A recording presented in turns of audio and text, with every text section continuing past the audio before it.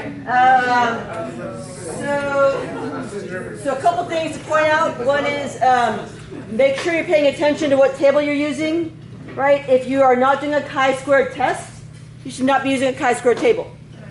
All right, a bunch of people fell for that one. So remember, chi-squared table is only for the chi-squared tests, 11.1 and 11.2. ANOVA has no table, and the linear registry test has its own table, a PPMC table. Francois is going to explain what he did. Go ahead. So by step 1, I found out what H0 and H1 was. P is equal to 0 and P is not equal to 0. Rho. Okay, so this Or is. that's 0. What we should do is we should call this rho. Rho. R-H-O, rho. Nice. Okay, good. Rho is not equal to 0. That's your claim. So you're going to support it. Step 2, your degrees of freedom is 7. So total minus 2. That's how we got 7. And alpha is 0.05. My critical value is 0.666, and it's going to be a plus or minus. Oh, plus or minus, is that what that was? Okay, Yeah. got it. So I drew my little table, negative 1 to 1, and I put in my critical values. For step 3, or I imported x and y into list 1 and 2. I did the stat test, then bridge test, list 1 and 2. And I got r is equal to 0.864.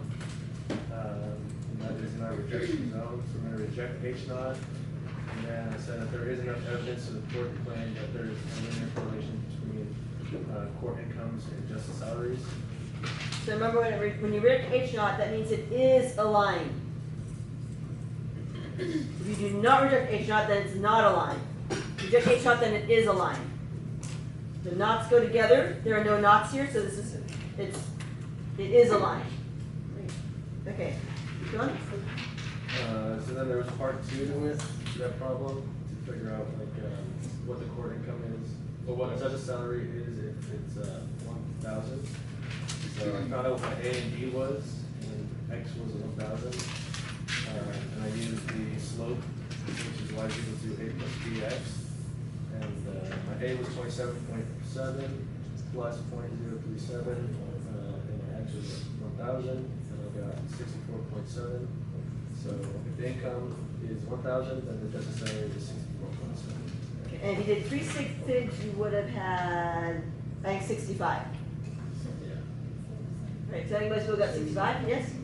Okay, so because there is a linear correlation, because it is aligned, that's why you use this y equals a plus bx. You use the line to describe to predict. If you did not reject H0, well, let's do this one. So let me ask you this. So say instead alpha is 0.0001, and for the sake of argument, say that my critical value is 0.9. And so everybody predict, given that situation, I want you to predict for 1,000 again. If the court income was 1,000, what would be the salary? So I'm going to do it now. If your critical value is 0.9, how would that change, and how would that change your prediction? So you should have something. You should draw a picture like this. Oh, I forgot about that. 0.9 is your critical value. Where does your test stat fall now? Where does your R fall now? How would that change things? And how would that change your prediction? My R does not change. I still need to predict the justice's salary. But here, my R is, what was our R? 0.864. So instead, we're going to say, do not reject H0. If we do not reject H0, then it is not aligned. Everybody on board with that part? Not aligned. So then it doesn't make sense to use a line. I can't use a line to predict. So instead, my best predictor for Y is what? Y bar. Yep. The average Y. What's the average Y?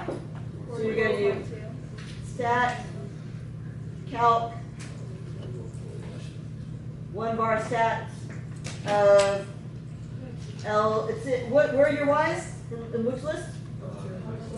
L2. Great. And then you'll call it X bar, but you really know it's Y bar. And you got, what did you get? 44.22. 44.2. Okay, that's good enough. Good? Okay. Great. Alright, I did want to point something out. Where is it? Just do like that every time we finish a problem, and it'll work with one of those steps. Yeah. Statistically, it'll work. Just a quick thought. It'll work. On Map Jam, we're going to restart that in person again. Yay! Starting in January. So if you know anybody who is going to be taking, or if you're going to be taking, there's STEM stuff. So it's like pre-calc, trig, calculus. That's me, Ms. Wood's area, and she's awesome and amazing and my hero. Or if you're going to be taking statistics, I'm running the stat one. So what Math Jam is, so if you have any friends who are taking statistics, send them over. It's the last thing I'm doing. I finish it on Friday. Saturday, I'm on my plane to Bangkok. So what it is, it's a week-long intensive prep for the semester.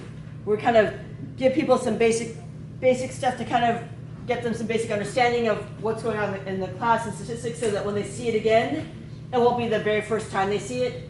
Like, we'll touch a little bit on probability, we'll touch a little bit on hypothesis tests and confidence intervals, so that when they see it, they won't be like completely lost. They'll be like, okay, that's sort of familiar. So then they'll, it should kind of make more sense for folks. And then she does similar stuff, I think, for trig and for pre-calc.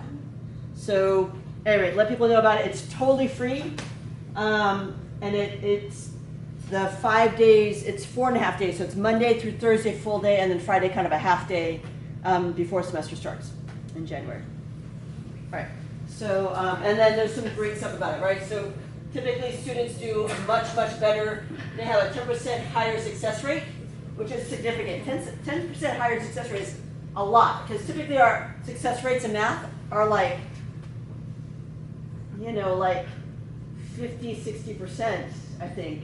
Success. I mean, our success rates it's hard to succeed in math, right? So maybe we might have a 60% success rate in math. So if you can get a 70% success rate as opposed to 60% success rate, that's a lot. So do bear in mind. And then also don't forget the concurrent sports going on. I also want to talk to you folks about, I don't think I've done that much with your class this semester, I keep forgetting, but every once in a while I try to tell people about like 1 or 2 things to kind of keep in mind and think about. So this time I have 3 things to talk to you about. The first one is, if you break glass and it's on the floor, and you have always a little bits of glass, apparently I haven't tried it yet, but apparently if you take a piece of soft bread, a slice of soft bread, you can pick up, it'll pick up all those little bits of glass. Yeah, right? That's what I said. That checks out. So someone please try that and let me know how it goes. But yeah, because I was complaining about this glass I broke, and my friends were like, oh, you can just do blah, blah, blah. And I'm like, you're kidding me. So yeah, apparently the soft bread, it'll grab the glass and it'll hold it. The other thing, which is also super cool, is if someone has a sharp bone or something sharp stuck in their throat, and they can't get it down, and it just is it's painful, they can still breathe, but they just can't get it down. Give them a marshmallow to chew, have them chew a marshmallow. She's saying yeah. And you swallow a marshmallow, and it'll grab it and pull it down. Yeah. It's very successful. So Molly confirms it's very successful. It's my go-to method. Yeah, there you go. Right. So that's the second. Stuck in your throat a lot. Part of the job. I work with kids. I don't know. You have to chew it first. So you don't just swallow it, but you chew it first, and then you swallow it. I had to ask. That's true. The third thing is, is you know how sometimes you think nice things about people, but you just don't say anything? Like you think stuff about like, oh, you know, what a nice dress she's wearing, or oh, you know, she's so friendly, he's such a nice guy, he's so kind, or you know, whatever, or oh, that person who is helping me with the checkout, they're so on top of things, they're so efficient, right? If you think something nice about somebody, just tell them. Right, we don't. So often we don't. We just think it and we don't say anything because we don't want to sound. We don't want to. It just seems awkward to say it, right? But the thing about it is, if someone said something nice to you, wouldn't you be appreciative of that? Right. So I mean, it's the thing. It's like just say it, especially if it's a friend and someone you care about, right? Because we all need to hear good things. And if someone hears things about it, thinks some good. So that's my third thing is if you think something nice about somebody, say it. You got it. Right? Okay, good. So now we are going to move on to another problem. And I think I want to do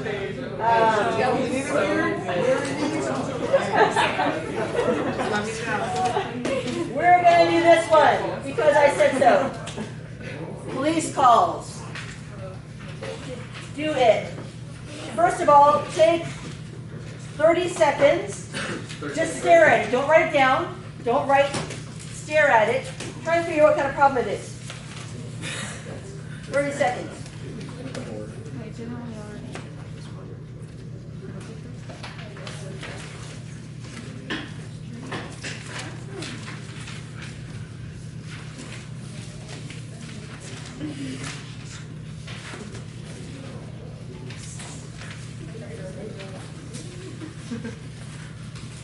All right, what kind of problem is this?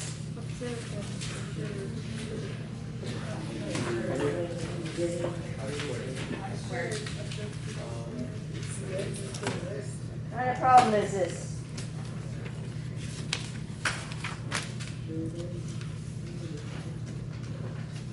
What do you all think? So there are frequencies. Anytime you have frequencies, it should be a what? Chi-squared list. Chi-squared. Yeah, but it's not a matrix, so it's a chi-squared list. Does that make sense? Okay, so everybody work on this problem. So here, you're going to have this. I'll help you out a little bit. We have Monday, Tuesday, Wednesday, Thursday, Friday, Saturday, Sunday. We have observed and expected, right?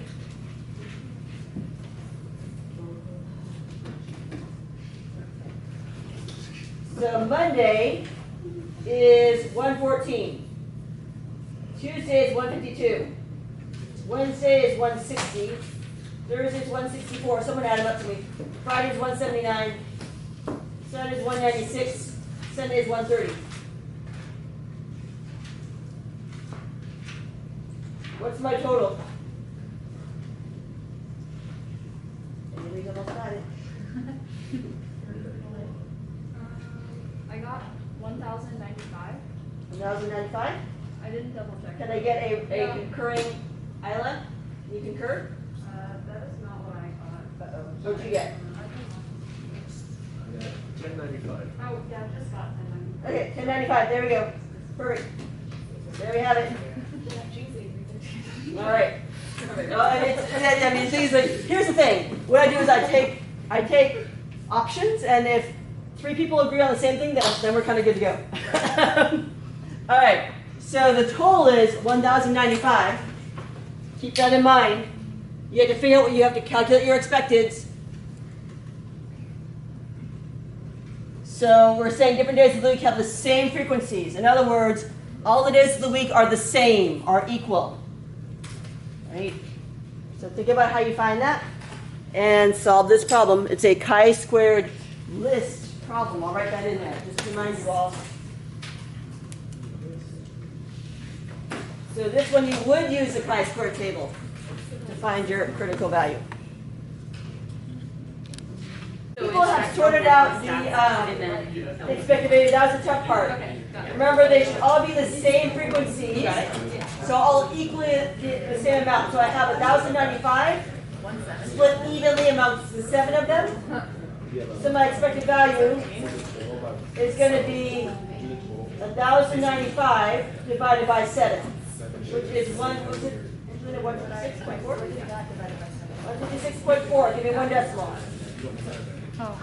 At least. Yeah, that's why I'm confused. Now, the question is, this is a lot. On the exam, I'm only going to give you like 3 or 4. I'm not going to give you a whole bunch of them. Yeah, not 7. That's the real pain in the butt. So let's go ahead and do this how you would do it on your homework, which is due on Thursday. So on your homework due Thursday, you'd use your calculator. It's in your notes. I think it says, in your notes it says, put your x's or your observes into L2. Put your expecteds into L3. Oh, yeah. And then in L1 you're going to do that whole observed minus expected squared. So my L2, my observed are going to put that into L2.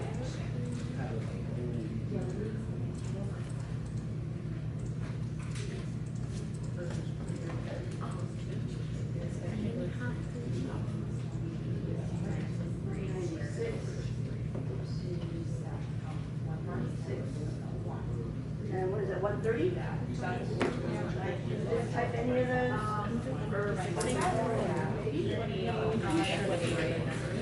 And then 6.4 and all of these.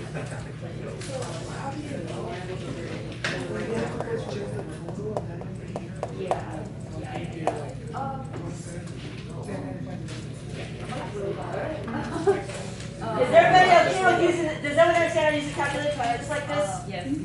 Because you will probably want to do this on some of your homework. Then you go up to L1 and make sure your cursor's actually on L1. Not down here, but on the actual L1 itself. And then you're going to do parentheses. L2 minus L3, observed minus expected. So second L2 minus second L3. You'll see it popping in here. Close your parentheses. Squared. That's my observed minus expected squared. Divided by my expected. My expected are 3, so divided by L3. Bam. I'm not done yet. I still have to add these up. What's the easiest way to add these up? Stat calc 1 bar stats of L1. And then you look at my sum of my x's, and there you have it. 49.8.